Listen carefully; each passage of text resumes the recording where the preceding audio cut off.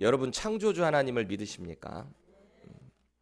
그럼 그 하나님이 온 인류와 역사를 주관하신다는 거 믿으세요? 이게 믿어야 우리가 하나님의 백성으로 이 땅에서 바로 살아갈 수 있는 거예요. 우리가 이것을 정말 믿는다면 우리가 처한 모든 삶의 영역에서, 그리고 지금 내가 당장 겪고 있는 내 마음의 두려움, 답답함, 이 모든 것들도 하나님의 때에 모든 것들이 다 회복됨을 믿어야 하는 거예요. 왜요? 우리는 하나님의 사람들이기 때문에 그렇죠. 오늘 우리가 함께 묵상할 이 요엘서 전체적인 스토리는요, 이게 3장밖에 안 되거든요.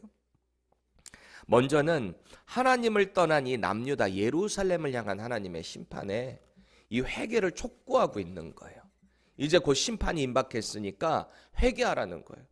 여호와 하나님은 인자하시고 자비하셔서 너희들이 회개하고 돌아오기만 하면 이 재앙을 돌이키시겠다라는 겁니다. 그렇지 않게 되면은 메뚜기와 황충과 느치와 이런 여러 큰 군대를 통해서 너희들을 심판할 것이다라는 거예요. 그런데 이 심판은 이스라엘 남유다로 끝나는 게 아닙니다. 그들을 하나님의 도구로 사용하셔서 심판하신 그 열방의 민족들마저도 하나님께서 다시 심판하실 텐데요. 오늘 본문의 내용이 바로 그 남유다를 심판한 그 열방들을 하나님께서 다시 심판하시겠다라는 경고의 메시지입니다. 먼저는 예루살렘에 엄청난 고통과 파멸이 있을 거예요. 동시에 그 예루살렘을 심판한 그 열방 백성들도 엄청난 그 심판 가운데 초토화될 겁니다. 이게 뭐예요? 동시에 이 모든 말들은요, 열방의 모든 심판, 하나님의 백성들을 징계하는 것뿐만 아니라 하나님을 섬기지 않는 모든 백성들을 다 심판하시는 것이 하나님의 주권 가운데 있구나라는 거예요. 왜요? 하나님은 온 세상의 주관자이시거든요. 예외라는 게 없어요. 다 하나님의 주권 가운데 있다라는 것을 믿으시기 바랍니다. 그게 지금 이 현실에도 마찬가지예요. 미국을, 한국을, 온 열방을, 북한까지도, 중동의 모든 이슬람 국가까지도 하나님이 주관하시는 거지 알라신이 주관하는 게 아니라는 거예요. 다 하나님의 주권 가운데 있다. 하나님을 떠난 남유다 백성에게요, 엄청난 심판이 임할 거예요. 그들이 얼마나 괴로울지 몰라요. 예루살렘이 우리에게 있기 때문에, 예루살렘 성전은 곧 하나님의 임재죠.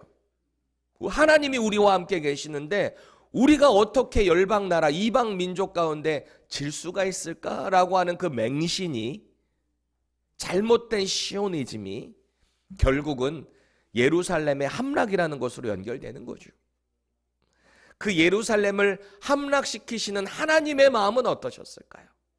내 백성이 나를 예배하기 위해 그렇게 솔로몬을 통해서 지어진 저 예루살렘 성전, 그것을 멸망시키기까지 하나님의 마음이 어떠셨겠냐는 거예요. 그 모든 성전의 기물들을 다 가져가 버리는, 초토화돼 버리는 그 상황 가운데 하나님의 마음이 어떠셨겠냐는 거죠. 아프셨죠. 그런데 그것을 가져가는 그 열방 민족들까지도 하나님이 이제 또 심판하실 거예요. 그것이 무엇을 위해서인가? 그것은 오늘 본문 가운데 같이 이제 묵상하면서 보게 될 겁니다. 여러분, 그렇게 이스라엘이 완전히 끝났구나, 이제는 희망이 없구나, 이방 나라들이 저 하나님의 백성이고 뭐고 할 것 없이 다 끝났구나 라고 할 때요, 하나님께서는 남은 자를 통해 다시 이스라엘을 회복시킨다 말씀하십니다. 완전히 땅이 고갈이 돼서 기근이 그렇게 큰 기근이 없어요. 도저히 희망이 없을 것 같아요. 그런데 하나님의 날, 여호와의 그날이 심판이 임하고 하나님께서는 당신의 백성들을 다시 회복시키시는 날이 반드시 온다는 거예요. 늦은 비와 이른 비를 통해 회복시키시겠다는 거예요. 그래서 이제 이 말씀을 훗날 사도 베드로가 인용을 하는 유명한 말씀이 요엘서 2장 28절부터 쭉 나오잖아요. 여호와의 날에 성령 하나님께서 그 약속 가운데 오시잖아요. 누구든지 여호와의 이름을 부르는 자는 구원을 받는다는 거예요. 그게 회복의 날인 거예요. 여호와의 날, 심판의 날도 있지만 회복하고 회개하고 돌아오는 모든 자들에게 하나님의 심판이 제해지고 그 가운데서 하나님의 회복이 임한다라는 것입니다. 이 얼마나 은혜로운 하나님의 말씀인지 모르겠어요. 동시에 얼마나 하나님의 백성들뿐만 아니라 여호와를 경외하지 않는 모든 자들에게 심판의 경고의 메시지인지 모르겠습니다. 오늘 말씀 가운데 먼저는 이 세상에, 이 땅 가운데 모든 것을 주관하시는 분이 누구신가? 이것을 바로 인정할 수 있기를 바랍니다. 우리 하나님을 바로 인정하시자고요. 내 생각과 내 사상과 나의 어떤 지식으로 이 땅이 돌아가는 게 아니고요. 하나님의 주권 가운데 인도함 받는다라는 것을 꼭 인정하시기를 바랍니다. 동시에 말씀 가운데 내가 하나님의 백성으로 죄가 드러나는 것이 있다면, 찔림이 있다면 회개하셔야 돼요. 회개하시고 하나님 저를 다시 회복시켜 주세요. 제가 하나님의 백성답게 이 땅 가운데 다시 살아갈 수 있도록, 또 하나님의 영광의 빛을 발할 수 있도록 제게 다시 한번 믿음과 힘과 용기를 부어주세요 라는 믿음의 결단이 이따 기도 시간에 있기를 바랍니다. 먼저 오늘 본문에 앞선 2장의 내용을 보면요, 남유다를 심판하시기 위해 사용하신 그 이방 민족들 있잖아요. 하나님의 도구들이에요. 심판이에요. 마치 하나님께서 출애굽한 이스라엘 백성들을 통해 가나안의 백성 7 족속들을 심판하셨던 것처럼, 또 하나님을 떠난 남유다 백성에 바벨론을 들어서 심판하신 것처럼, 하나님을 떠난 북이스라엘을 아수르라는 도구를 사용하셔서 심판하신 것처럼, 역시 마찬가지로 이들도 하나님의 도구였던 거예요. 요엘서 2장 25절 함께 읽겠습니다. 시작. 내가 전에 너희에게 보낸 큰 군대 곧 메뚜기와 느치와 황충과 팥중이가 먹은 횟수대로 너희에게 갚아주리니. 아멘. 그러니까 남유다를 치도록 그 당시에는 하나님의 도구니까 묵인하셨거든요. 방치하셨어요. 남유다가 초토화되도록 하나님이 방치하셨어요. 이방 민족을 들어서 하나님의 백성이 멸망하도록 그냥 두셨단 말이에요. 왜? 하나님의 심판이었거든요. 그런데 이제는 그 심판의 도구로 쓰셨던 그들을 향해 이제 하나님이 다시 심판하시겠다라고 하는 겁니다. 철저한 보복성 심판이 그들에게 임한다라는 거예요. 여기서 우리가 알 수 있는 것은요, 심판의 도구로 사용됐다고 해서 하나님이 반드시 그들을 소중히 여기시는 건 아니다라는 겁니다. 마치 이런 거예요. 길거리를 가는데 독사 한 마리가 나를 공격하려고 씩 하고 이러고 있어요. 근데 마침 옆에 보니까 웬 나무 몽둥이 하나가 있거든요. 그래서 그걸 가지고 이놈의 독사 대가리를 팍 내리친 거예요. 그러니까 팍 하고 혀가 이렇게, 또 이렇게 해줘야지 새벽에 잠을 깨시죠. 팍 하고 죽었어요. 그러면은 내 생명을 살았잖아요. 이 도구로부터 내가 팍 물려서 죽을 수도 있었는데 내가 이 몽둥이로 여기 대가리를 쳐가지고 내가 살았잖아요. 그럼 여러분들은 어떻게 하실 거예요? 이 몽둥이를 집에 갑오로 걸어 놓으실래요? 거기에도 독이 묻었을 거 아닙니까? 땅에다 비비든지 던지든지 버려버릴 거 아닙니까?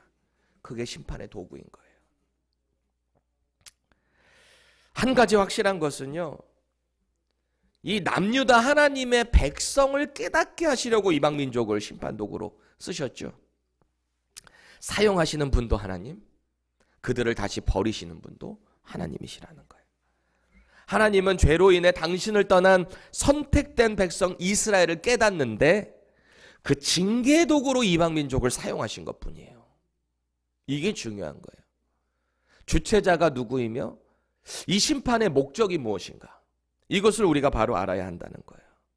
그래서 오늘 본문은 바로 그 심판의 도구가 이제 철저히 버려질 것이다 라는 것을 쭉 나열을 하고 있습니다. 먼저 1절 보겠습니다. 보라, 그날 곧 내가 유다와 예루살렘 가운데서 사로잡힌 자를 돌아오게 할 그때에 라는 거예요.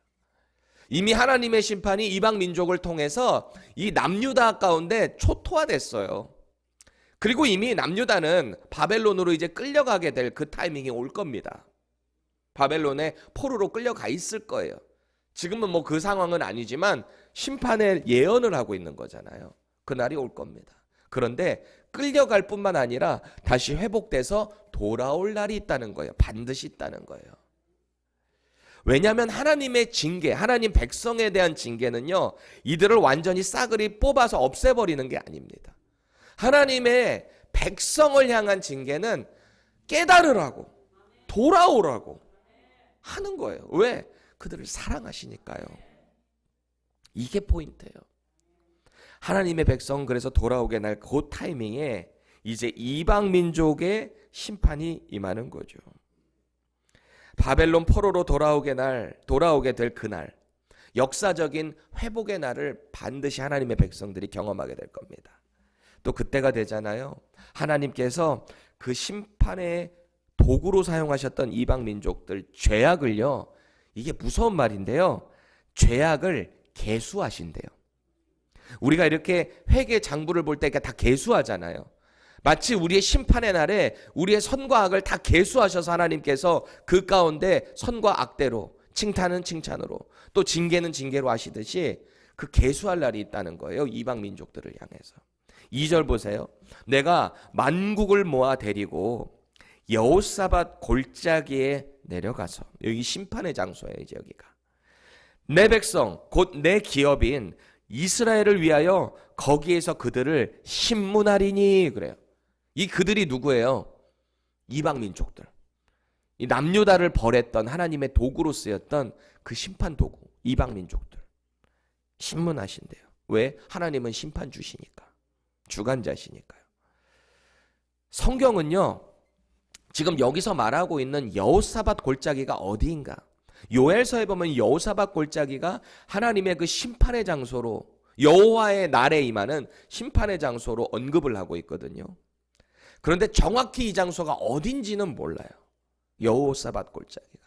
그래서 각자 학자들마다 자기들의 그 견해를 이야기를 하긴 하는데, 이래요. 어떤 학자는 이 장소가 이 갈멜산을 지나서 무깃도와 요단강 사이에 껴있는, 못 따라오시겠죠? 그냥 이스라엘 골짜기이지 않을까라고 추정을 합니다. 이스라엘 골짜기. 과거에 여기서 많은 전쟁들도 있었고 또 심판이 이곳에서 있었던 적도 있으니까 말이죠. 추정을 하는 거예요. 또 어떤 학자는요, 요한계시록 16장 16절에 나오는 지구 종말의 전쟁이 아마 이 아마겟돈 전쟁이 여기서 있을지 않을까, 이 무깃도로 보는 사람들도 있습니다. 정확하진 않아요. 추정할 뿐입니다. 다 인간의 추측일 뿐 정확한 근거는 없어요. 왜? 하나님만 아세요. 그곳이 어디인지, 그 심판의 날이 언제인지 하나님만 아시는 거예요. 그래서 대부분의 학자들은 받아들이기는 이 남유다의 4대 왕이 또 여호사밧이거든요.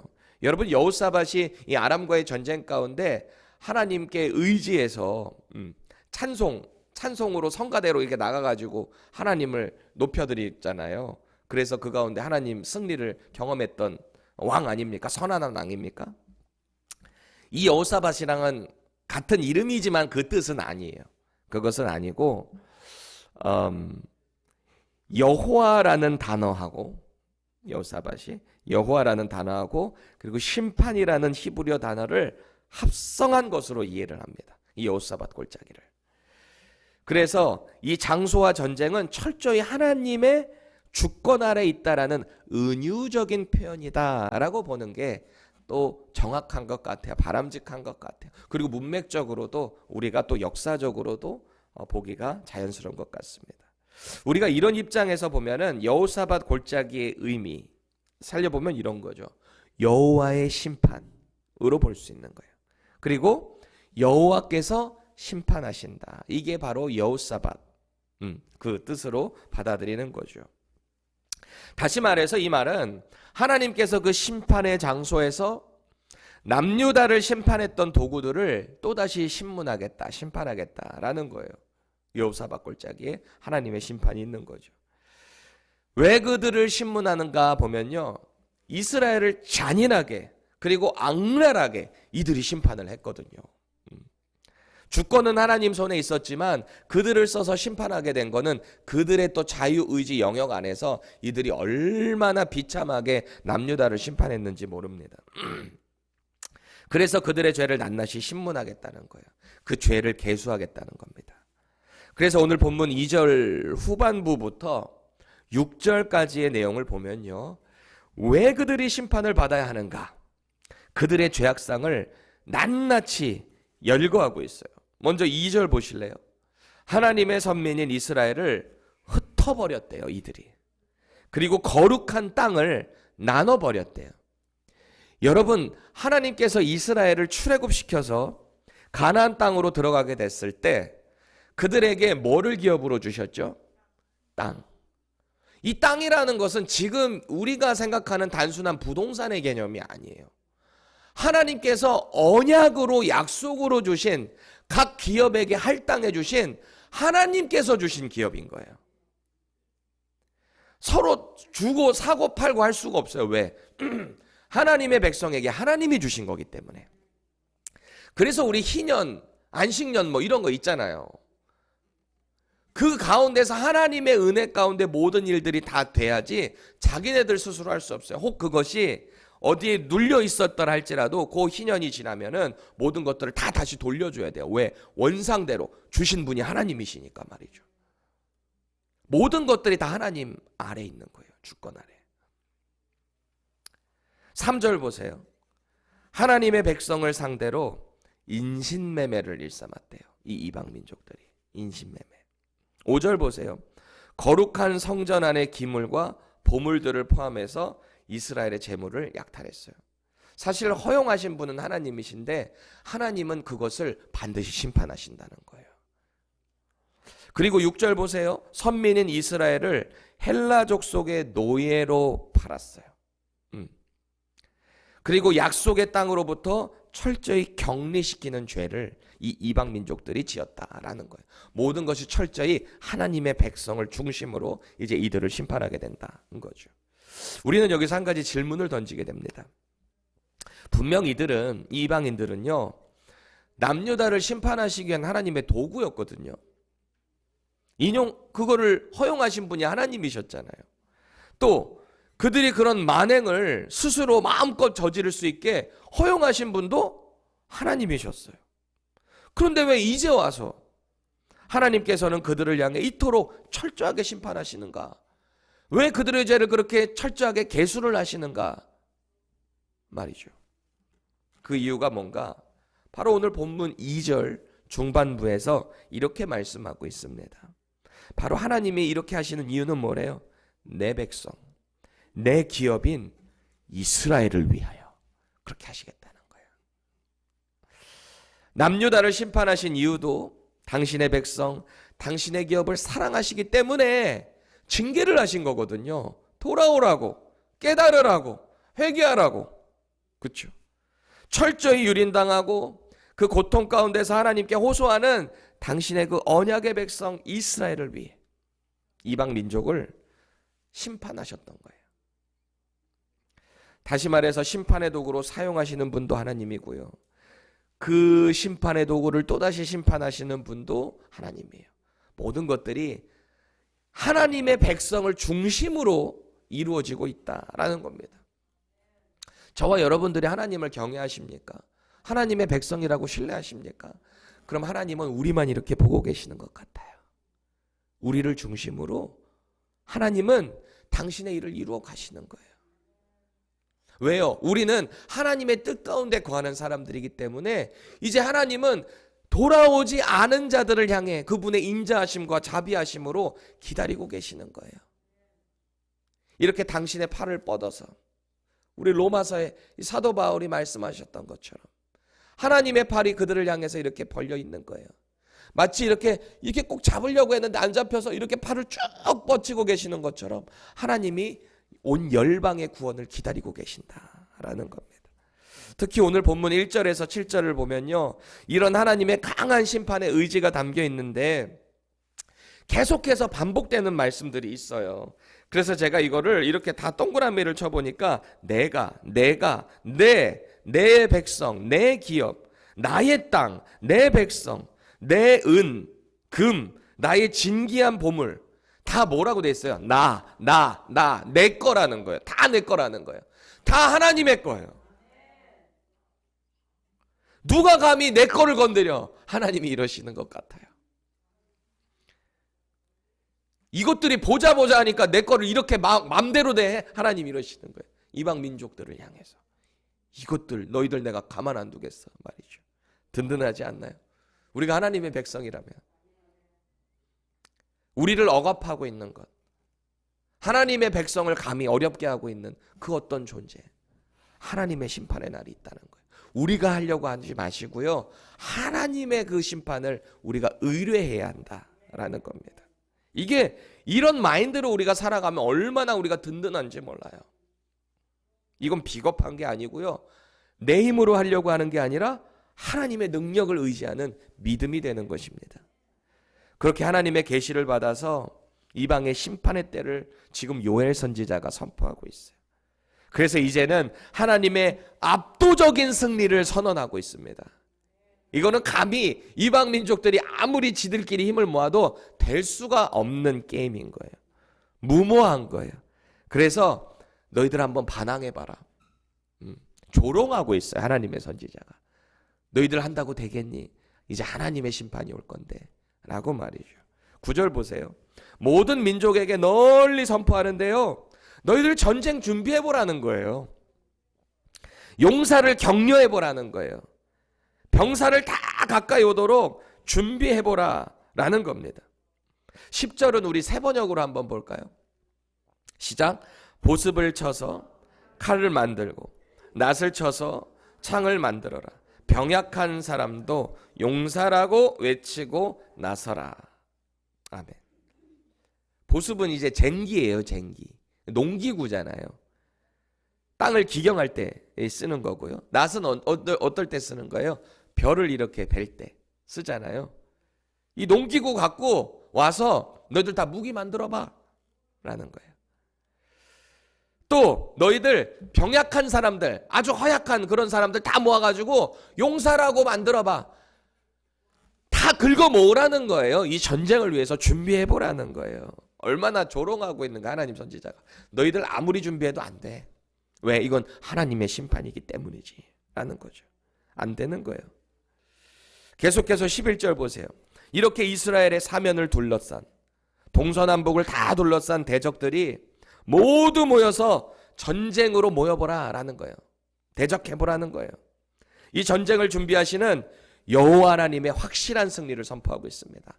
게임이 안 되는 거예요. 너희들이 제 아무리 최선을 다해서 연합군으로 준비한들 하나님 앞에서는 다 무모해질 겁니다.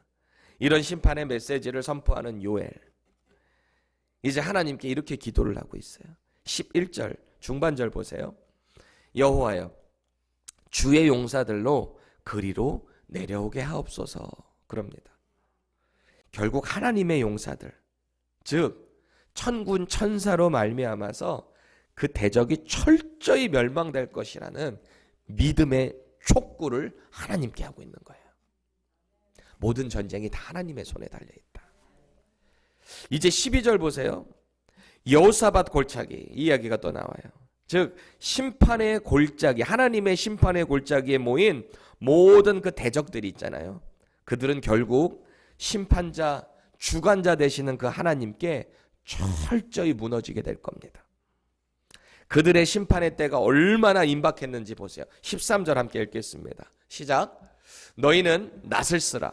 곡식이 이것도다. 와서 밟을지어다. 포도주 틀이 가득히 차고 포도주 독이 넘치니 그들의 악이 크미로다. 아멘. 여기 말하는 이 독은요, 이 포이즌을 이야기하는 거냐, 항아리 독을 이야기하고 있는 거예요.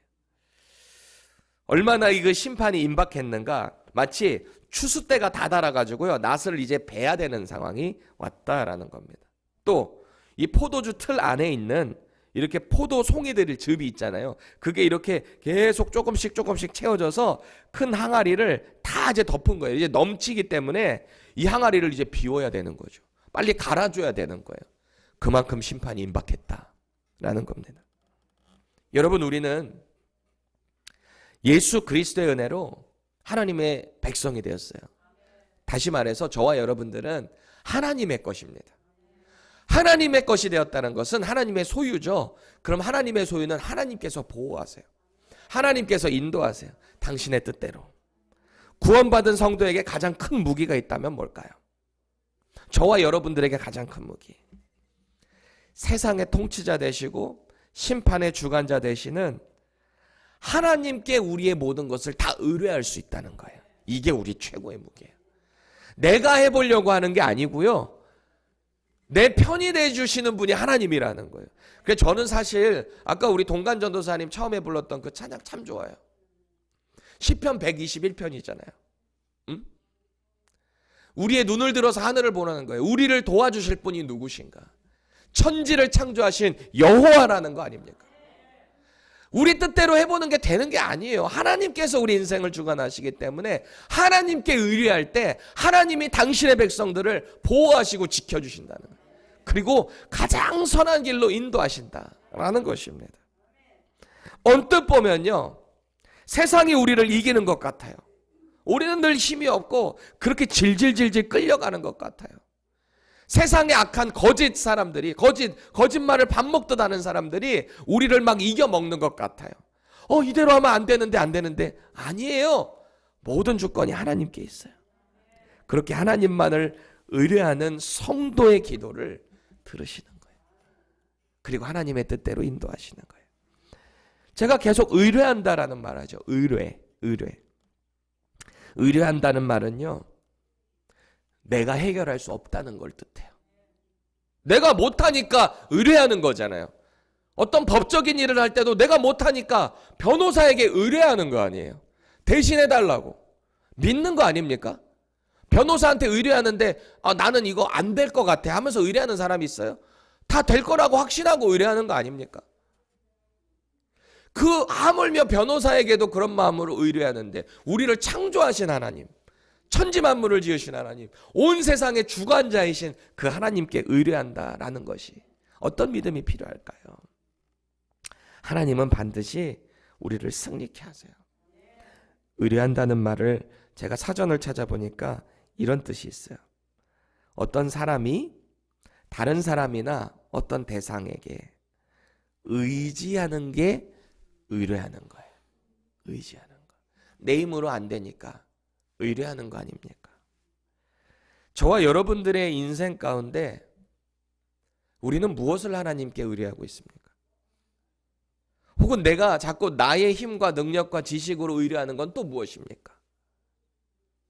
자신을 점검해 보세요. 나는 지금 무엇을 하나님께 의뢰하고 있는가? 내가 지금 부여잡고 답답해하고 힘들어하는 이 부분이 왜 나는 답답한 걸까?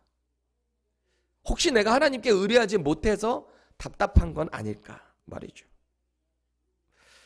우리의 인생을, 우리의 그 답답함을 풀어줄 수 있는 분이 누구신지를 정말 정확하게 인정할 수 있기를 바라요. 오늘도 우리의 인생의 주관자 되시고 심판의 주관자 되시는 그 여호와 하나님을 의뢰하십시다. 나라를 생각하는 일, 내 삶의 일, 내 미래의 일, 내 당장에 풀리지 않는 어떤 답답한 모든 일들 다 여호와께 맡길 때, 기도하고 나아갈 때 그때부터 하나님의 일이 되는 거예요. 내가 잡고 있으면 그건 내 일이에요. 이거 다 의뢰하잖아요. 그럼 그때부터 하나님이 일해요. 하나님이 일하시는 거예요. 우리 함께 기도합시다.